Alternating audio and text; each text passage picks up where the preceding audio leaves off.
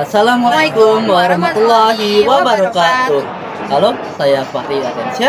Dan aku Ferisa Afzal Fahra. Di sini kami akan menjelaskan tentang standar frekuensi penyiaran di Indonesia Dengan cara yang mudah dipahami dan seru loh. Pastikan kalian simak sampai akhir ya. Apa sih itu frekuensi penyiaran? Frekuensi adalah gelombang elektromagnetik yang digunakan untuk menyebarkan sinyal, audio, atau suara, maupun visual seperti gambar dan juga video. Dalam penyiaran, frekuensi merupakan sumber daya terbatas sehingga penggunaannya harus diatur negara agar tidak terjadi tumpang tindih. Frekuensi juga dipakai oleh berbagai sektor, penyiaran, komunikasi, navigasi, militer, hingga darurat seperti ambulans dan polisi. Pentingnya standar frekuensi penyiaran. Pertama, mencegah interferensi atau gangguan sinyal. Tanpa standar, dua stasiun bisa memakai frekuensi yang sama ataupun berdekatan, sehingga suara jadi bercampur atau gambar di TV jadi terganggu. Kedua, pemerataan informasi. Dengan pengaturan frekuensi, siaran bisa menjangkau seluruh wilayah Indonesia termasuk daerah terpencil. Hal ini mendukung hak masyarakat untuk mendapatkan informasi. Ketiga, efisiensi spektrum frekuensi. Frekuensi itu terbatas dan tidak bisa ditambah jumlahnya.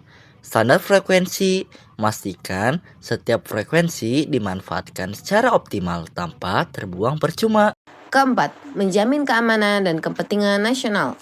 Beberapa frekuensi penting dipakai untuk militer, kepolisian, penerbangan, dan layanan darurat. Standar penyiaran mencegah siaran komersial mengganggu sektor vital ini. Kelima, meningkatkan kualitas siaran. Pengaturan standar menjamin suara yang jernih, gambar tajam, dan sinyal yang stabil. Apalagi setelah migrasi ke TV digital, kualitas siaran jadi jauh lebih baik dan menjaga wilayah terpencil. Keenam, keadilan dalam penggunaan. Semua lembaga penyiaran, baik besar maupun kecil, mendapat kesempatan adil untuk menggunakan frekuensi sesuai aturan. Tidak ada monopoli frekuensi oleh pihak tertentu. Regulasi penyiaran. Lembaga pengatur frekuensi adalah Kementerian Komunikasi dan Digital yang mengelola spektrum frekuensi radio. Sedangkan KPI atau Komisi Penyiaran Indonesia mengawasi isi siaran sesuai dengan aturan.